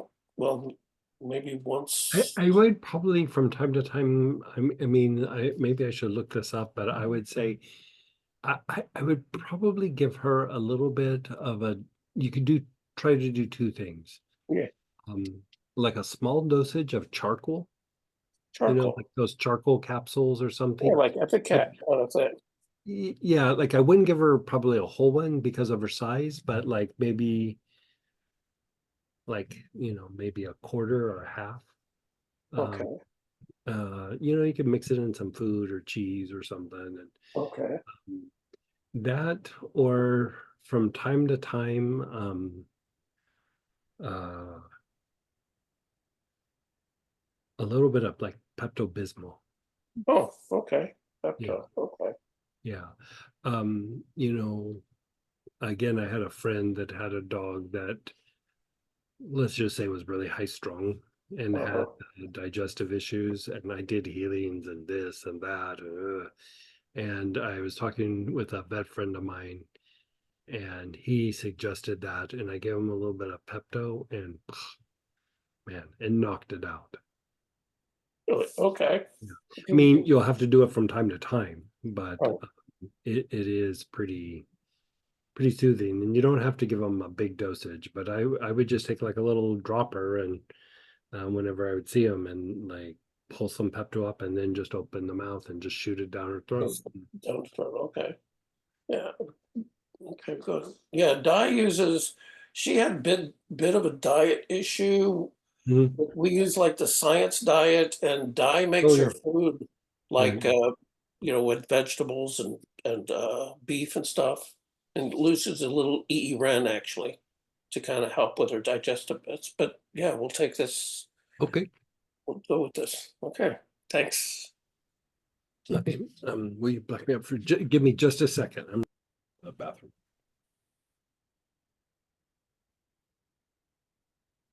Okay, well, Greg's gone. I wanted to just kind of, I don't know if I don't have this already to show you guys, but I think I can probably show you a little something here. And let me. You guys might have seen, we have a new look on our website. So I just wanted to give you a quick little tour thing and see what I can figure out here. Give me 1 second though. Oh, charcoal.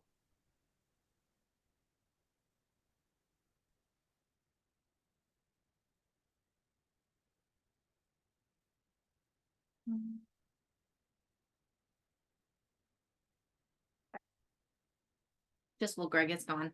So one of the things we've done is, you can see the look is a little different, but when you go up to shop, and I have not updated and cleared my cookies, so let's see if I can actually do this properly for you guys. It looks the same here. Yeah, so you can see it looks a little different. We have our category drop box here. And so our categories are the blends, the kits, body tonics, carriers, creams. It has all of our different kits now here in a little drop box. And this is true for our shop page. It's true for our previous classes, and it's true for our human design. And then you can just type in something here, like basil. So I just typed in basil, and it'll give a bunch of different options. When it does, takes a minute still, because we have a lot of basil options. But one of the things you're able to do is, even if you have basil in there, you can go right to, let's say, sprays. So go sprays and basil's in there, and it'll actually bring specifically right there to basil spray. So that wasn't available before. That was my little commercial for you guys. I do have Greg back again. So I'm gonna tell them about the website though. Like, take your time. No, that was my biggest thing, because I know searching for things can be a little different. And since we did change it a little, it's way more intuitive now. We are going to keep making it more user friendly for you guys and getting more info. I just wanted that little share. Both Samantha and Robert have been working very hard on the website, trying to make it more user friendly for you guys. And so we've actually switched out the website and trying to make it better. So it's still in process, but a lot of the heavy lifting's done, and there's just going to be a lot of fine tuning over the next 30 to 60 days. But the two of them are on it, and they're going to stay on it for a while. And I mean, I think it's already better than it was, but it's going to get a lot better, and we're going to be doing some new functions and things. And so, yeah, and I'll try to make sure it's clear for you guys what makes it easier for you. Yeah, basically. yeah. So, but even just not just the function of the website, but also I'm going to be putting more information on the website, so it's a lot more information, a lot more informative, easier to figure things out. There'll be lanes of you, like if you have a particular issue, that you can kind of go down and find information associated with that. And so we have a pretty busy next few months, but it should be good. yeah, it's constantly evolving. But we still have some time. Go ahead, Anne, and then David. Hey, Miss Ann. How are you? He's mostly Rhodesian Ridgeback, 65 pounds, about 8 years old. he has problems with his glands and he keeps licking. We've gone through different medications and I'm going to see the vet on Thursday. I've changed dog food. I've given him pre and all kinds of. You're cutting everything out. I can think of. Cottage cheese, pumpkin. I didn't Maybe catch this is very not the much right of time what because I didn't catch very Yeah. much of what you said. You were cutting out a lot. yeah, my hold because it's unstable. So maybe I'll try another day. Shoot us an email. Like just Okay, right. give me an idea and like shoot us Will an do. email. Yeah. And then go ahead, David. Another time. Thank you. Thank you. Hi, Greg. Hi, Sam. Hey. My back, my shoulder blade has one spot that's hurt for many, many years. And for some reason, it's aggravated lately. I think it's connected with my clicking, using my hand to click with the mouse all the time. So I've been trying various things. It's like a mini spasm. So I've been trying, I'm not sure I'll say this right, Terebinth. Now, is it on the shoulder blade itself or right next to the shoulder blade? It's right on the shoulder blade, right in sort of the center of it. And Okay. And in the past that was working. And then I heard you said that you use that with wintergreen, like a half hour later. You could. I would say, is it like a burning sensation or achy, or is it a sharp pain? It's like a little spasm that's going on all the time lately. And does it feel like deep in the area, or does it feel real superficial on the tissue? Like no, almost it feels deep. It feels deep. Yeah, I would say for many, many years. So wintergreen could help. The other thing that I would throw on it would actually be couple of things. You could try helichrysum, like and it Yes. doesn't have to be all of them. Like I would try that, but the one that I might like say would be the go-to thing is there's that blend nerve help, and nerve help is really good because it helps to re-educate the nerve and it can deal with the spasms, but it's like almost like breaking the pattern that's been there for a period of time. And that's the thing a lot of times when we have like chronic things is the body just goes, well, this is what we do. We go into spasm and we have this nerve pain. And I have several spots in my body that are like that are from old injuries and tears and things. And that nerve help will be a game changer. And it doesn't mean it's gone forever, but like you said, you might be aggravating it from using the mouse or something, but I would try putting that on it. And it's a lot of sage, it's helichrysum and chamomile and tarragon. It's got antispasmodic stuff, but it has things that are very specific for re-educating the nerve so that the nerve functions better in that area and diminishes that pattern. Oh, that's great. I'll try that. Is there anything I can try tonight? I have here. What you got? What you got? I've got helichrysum. You can try helichrysum. Yeah, I've tried it directly on. What about sage? Try some. I have not tried sage. Yeah, try some form of sage. Okay. Yeah. I've got tarragon too. I've got tarragon and sage. Tarragon, you might be okay putting it on neat, but you might want to put it on with just a little tiny bit of lotion. Okay. Just because like tarragon sometimes in certain parts of the body can be a little bit irritating to the skin. Right. And if they don't, if it was blended with other things, that would be one thing, but that could be, but I'd probably try the sage first. Sage. Okay. And spikenard or vetiver, like you could even throw that into the mix. Like I'd try to see which one works the best. Okay. Yeah. Spikenard. How have you been? Everything's been good? Good. I'm really good. Actually, Good. really good. Some really good things have been happening and I've really shifted a lot. really in a Good. good place. Good. So, I love that. thank you for asking. So Yeah. if I do a salt bath, would I use, what would you suggest today with a salt bath? Maybe do the salt bath with tarragon. Okay. Yeah. And how many drops? Well, I might do 12 or 15, but just to make sure that it's not too intense, I maybe like 10.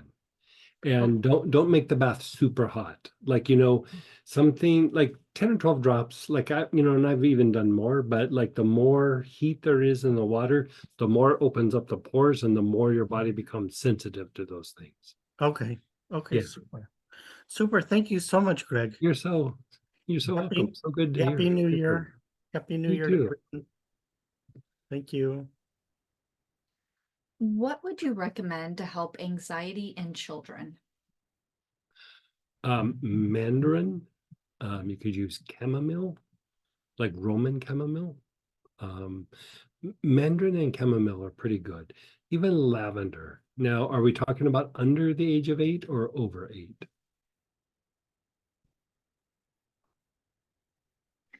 Under the age of 8. She's 4 years. No. Hey, Susan. 7. Hi. Or actually, she's 6. I'm so sorry. 6. Oh, it's Marilyn. Oh, boy, you Hi. sound like Susan. So 6. I would try the Mandarin or the Roman chamomile. I mean, lavender could work too. Okay. She's also been like grinding her teeth at night. I was Yeah, I'd probably do the Mandarin. Mandarin. Okay. Well, again, Mandarin or Roman chamomile. The lavender might not touch the grinding. Okay. Okay. Thank you. I'll try them. What's that? Application? You can have them inhale. You can put a drop or two like on lotion and rub it on like their back. If in extreme cases that doesn't get better, sometimes I use Melissa. I don't start there just because it's expensive, and I try to resolve it all the other ways. But there's that Melissa spray that is nowhere near as expensive. You could try that, but I would still try Mandarin and Roman chamomile. Like those would be my go-to things. Okay. I'll try that. Thank you. You're so welcome. And I think we have that Roman chamomile spray. Is that different?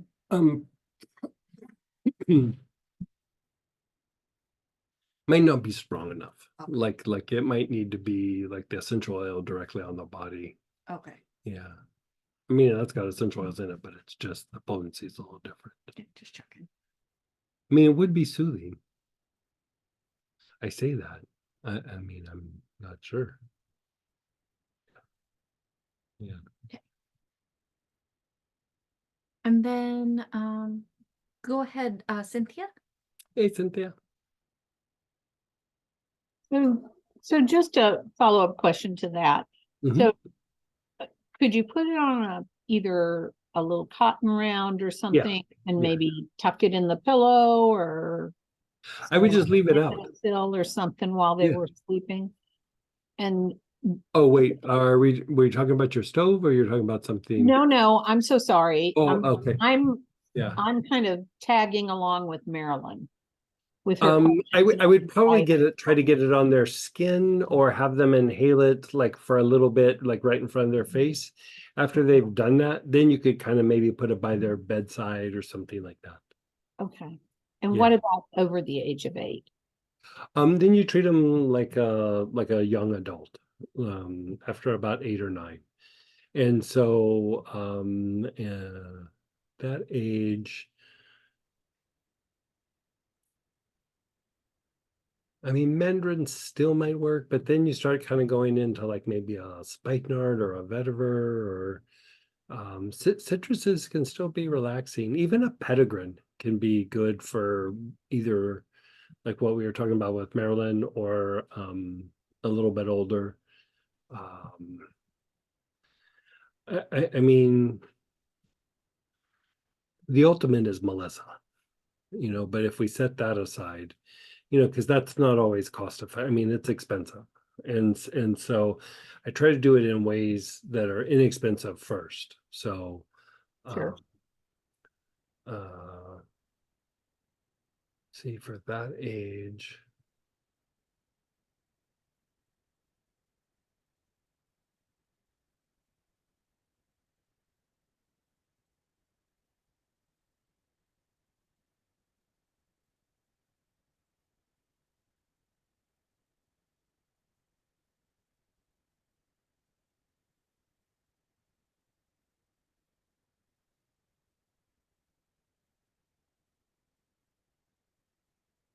You might even try Roman chamomile for like how much older than 8? No, maybe 6 months at this point. Oh yeah, I'd still maybe try even the Roman chamomile. Okay. Yeah. I mean, I sometimes I use Roman chamomile for that myself. Like it's not like gonna for an adult, it's not gonna knock out like I gotta get my taxes done. Like it's not gonna knock the anxiety out for that. But like, you just had a little bit of a rough day or something, it can be helpful. Okay. Thank you. Yeah. Yeah, you're so welcome. So earlier when you were talking to Dan, you were mentioning application, and it was wrists, ajna, and where else? We missed it. Do you remember? Or I'll have to. who was I talking to? You were talking to Dan. Oh, for protection. I think it was the ajna and the wrist. Just the ajna Yeah, and I think wrist. it was just those two. Okay. Great. We have like a couple minutes Okay. Nobody else has a question or? that I think we got them. Okay, well, we were talking about OmManiPadmeHum and the holy name for the crown. How about we spend a few minutes just experiencing that? No oils necessary. Okay, so just close your eyes.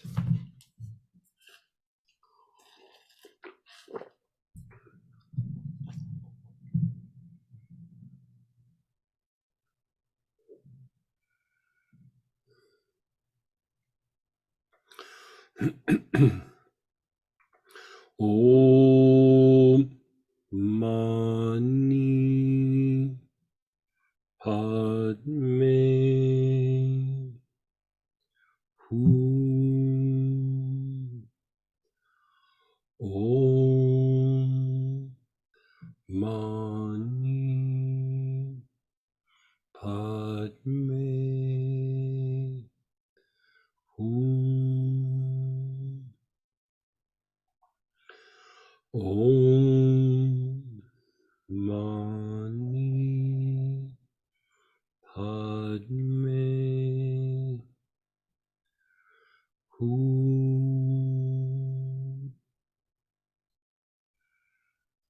A.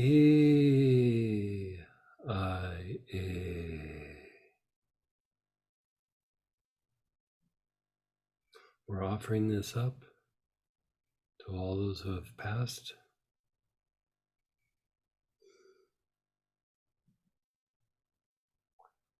to the families.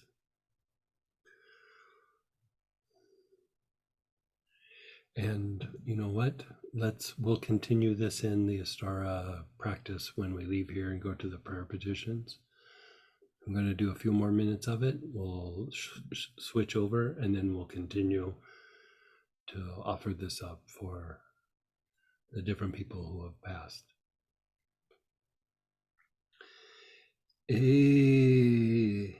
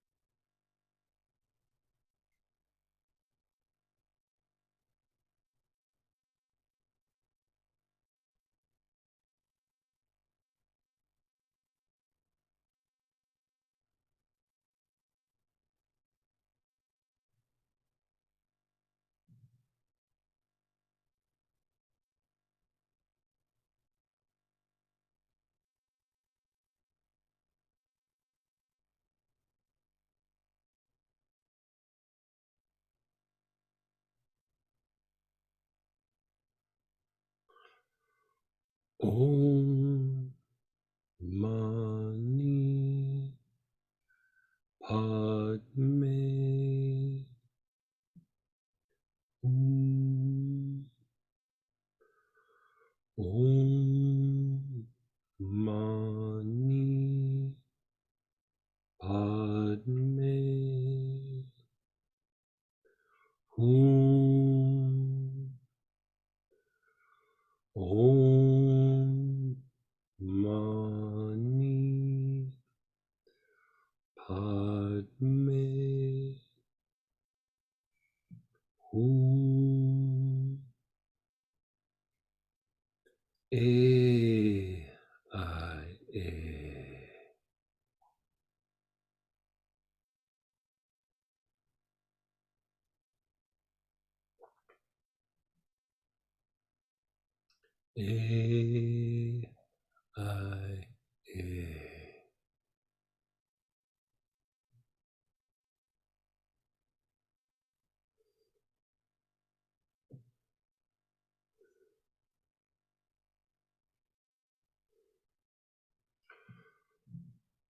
Okay, we're going to continue this in a star of prayer petition blessing. So we're posting the link for you. It usually only lasts about 15 minutes or so. So join us if you can. If you can't, yeah, we have a study group tomorrow night for the Sphinx class, and then a free weekend this weekend, Uncle Bob 2, a 2-dayer. So join us if you can. If not, maybe we see you next week. Take care.